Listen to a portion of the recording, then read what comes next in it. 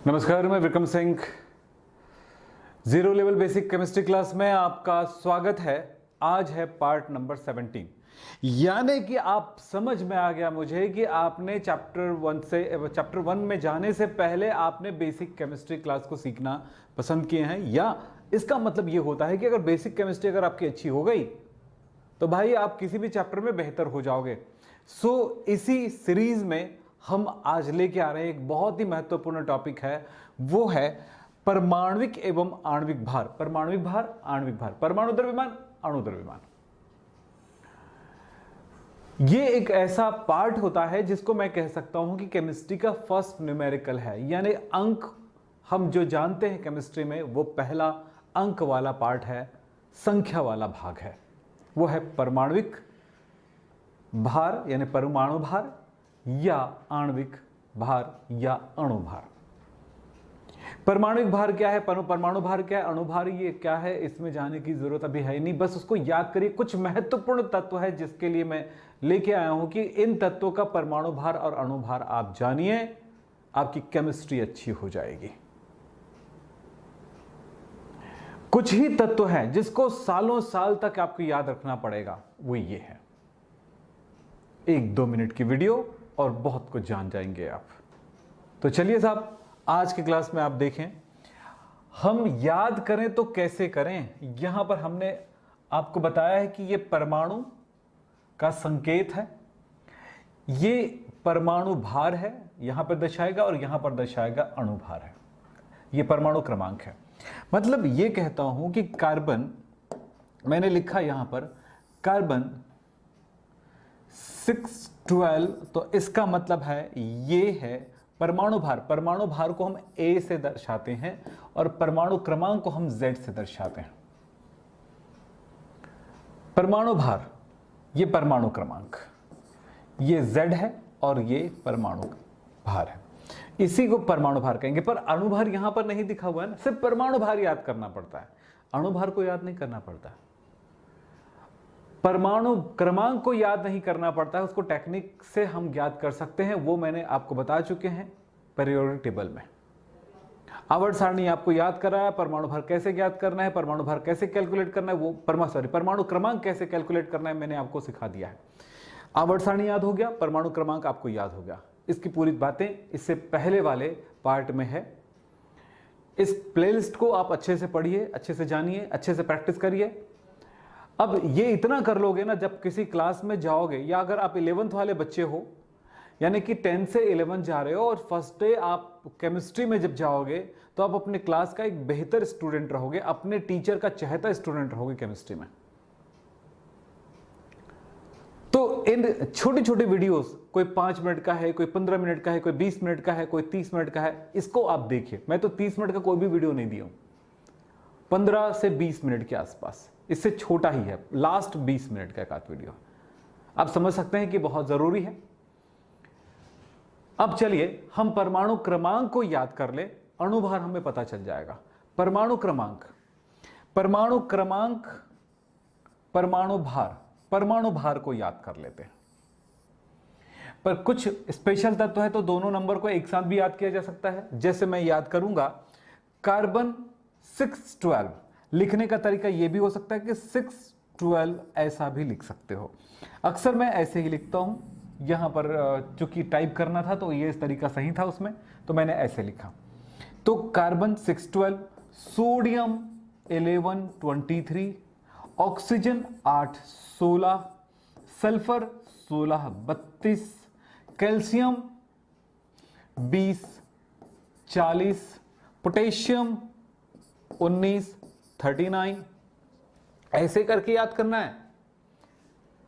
Copper 29 63.5, ऐसे करके याद करना है। सिल्वर 47 108 108, ऐसे करके याद करना है।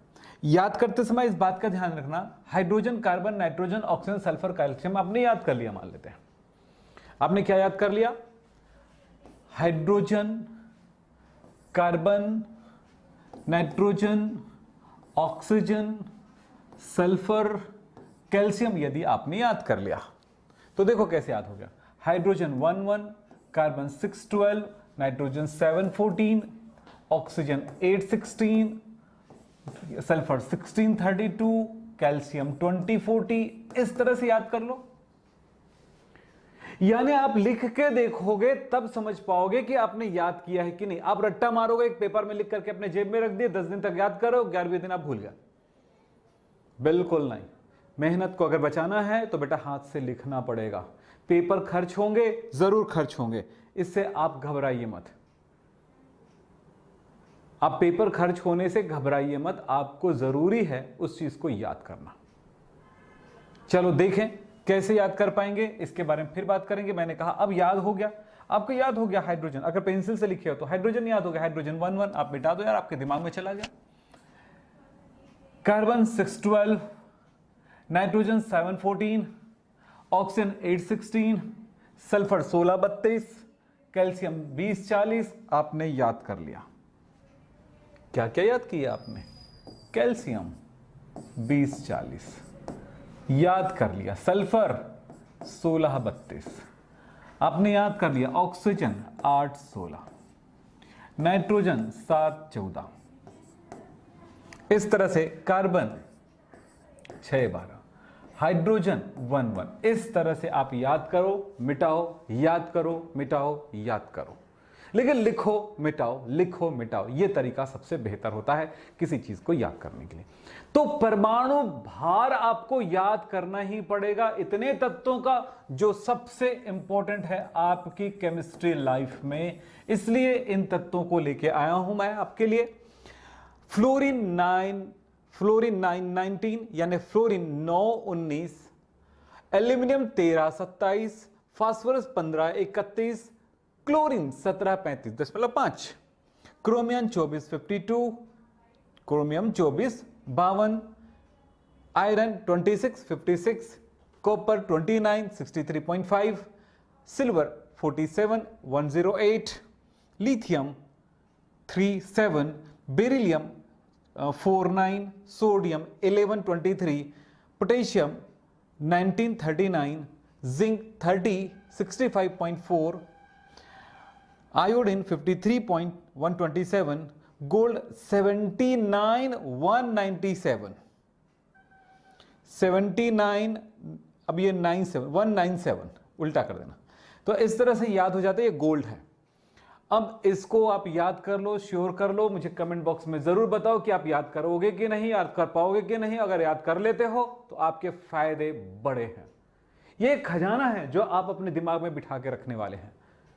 कोशिश करना है इन चीजों को याद रखना, बस इसको याद कर लीजिए। अब अगली बातें हैं जिसको याद करने की जरूरत नहीं है। वो क्या है? वो है अणुभार। अणुभार, आणविक द्रव्यमान, आणविक द्रव्यमान, इसे याद नहीं करना है, इसको कैपिटल एम से दर्शाते हैं। यह आणविक द्रव्यमान क्या है? जरा एक छोटी सी बात पे ध्यान दें कि ये ऑक्सीजन एक परमाणु है, ऑक्सीजन एक परमाणु है, परमाणु परमाणु मिला तो O2 बना। दो परमाणु में इस तरह से मिल गए हैं ऑक्सीजन का।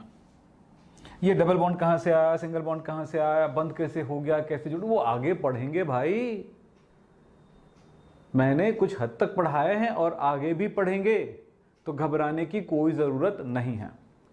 सो आप यहां पर देखें, इस तरह से क्या हुआ कि ये दो ऑक्सीजन जुड़े हुए हैं। कार्बन, ये परमाणु है, ये परमाणु है, ये परमाणु, ये क्या है? परमाणु है, लेकिन ये है अणु, अणु है। परमाणुएं आपस में संयोग कर जो युग्म बनाते हैं उसे अणु कहते हैं। यानी परमाणु बूंदियां हैं तो अणु एक लड्डू है। लड्डुओं को हम अणु कहते हैं, बूंदियों को हम परमाणु कहते हैं। अलग अलग है तत्व के परमाणु, वो कण। यानी किसी तत्व का सबसे छोटा कण परमाणु कहलाता है। आप जानते हैं इन बातों को। परमाणु तत्व की इकाई ही परमाणु होता है। समान परमाणुओं से मिलकर बना हुआ पदार्थ तत्व कहलाता है, एलिमेंट कहलाता है। लेकिन दो या दो से अधिक परमाणुओं के संयोग से बना हुआ पदार्थ यौगिक कहलाता है। निश्चित संयोग, दो या दो से अधिक तत्वों परमाणुओं के निश्चित संयोग से बना पदार्थ यौगिक कहलाता है। तो यौगिक की अणुएं होती हैं, तत्व के परमाणु होते हैं, तत्व के अणु भी होते हैं। जैसे यहां पर परमाणु परमाणु मिलकर के अणु बनाया, यानी दो या दो से अधिक परमाणु में आपस में संयोग कर जो बड़ा कण बनता है, उन कणों को हम अणु कहते हैं।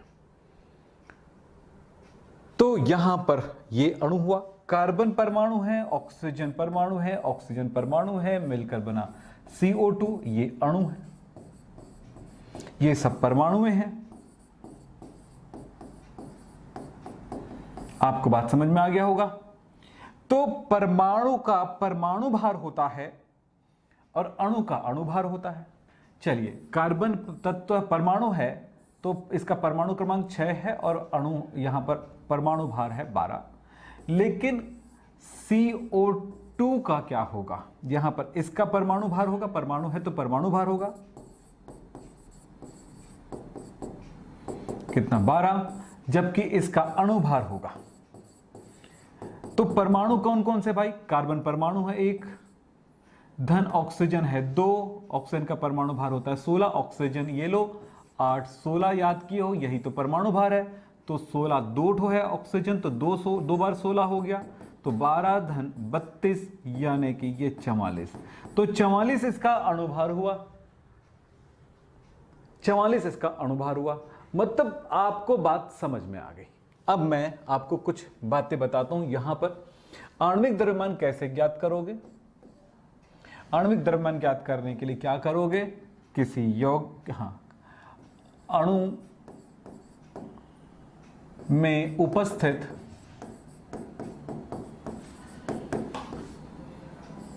परमाणुओं के परमाणु भारों का योगफल,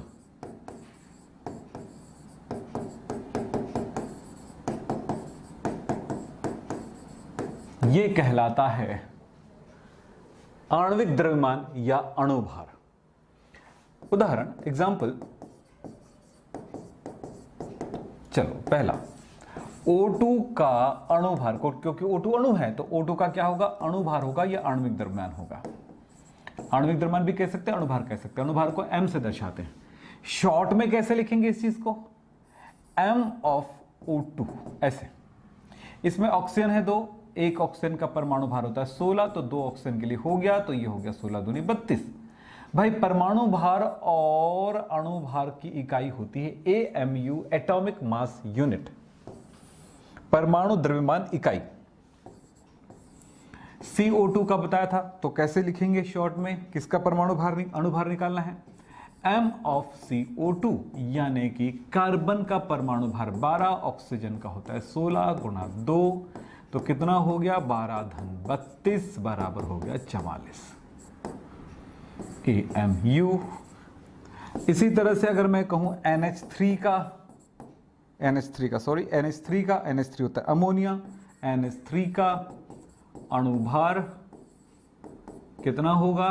तब होगा नाइट्रोजन का होता है कितना? याद कियो नाइट्रोजन 7 14 याद किए ना, तो 14 धन ऑक्सीजन, हाइड्रोजन कैसे याद किए? 1 1, तो ये हो गया, इसका भार हो गया 1, तो 1 into 3 तो हो गया 14 धन 3 बराबर 17 AMU।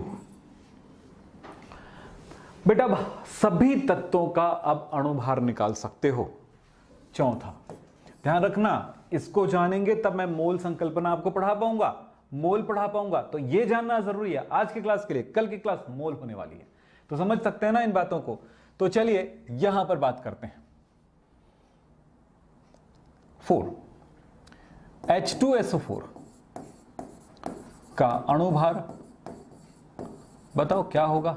हाइड्रोजन का 1 होता है, 2 हाइड्रोजन हो गया, प्लस सल्फर भी है, सल्फर को याद कियो, सल्फर 16 32, तो परमाणु अणुभार हो गया 16, सॉरी अणुभार हो गया 32। देन ऑक्सीजन का कितना हो गया? 16 गुणा 4 तो हो गया 2 धन 32 धन 64, इस तरह से हो जाता है 98 AMU। इसी तरह से मैं दे दूं यहां पर यूरिया, यूरिया का सूत्र क्या होगा, NH2CO NH2, बोलो कितना होगा। तब यहां पर क्या क्या मिला भैया, यूरिया का अणुभार,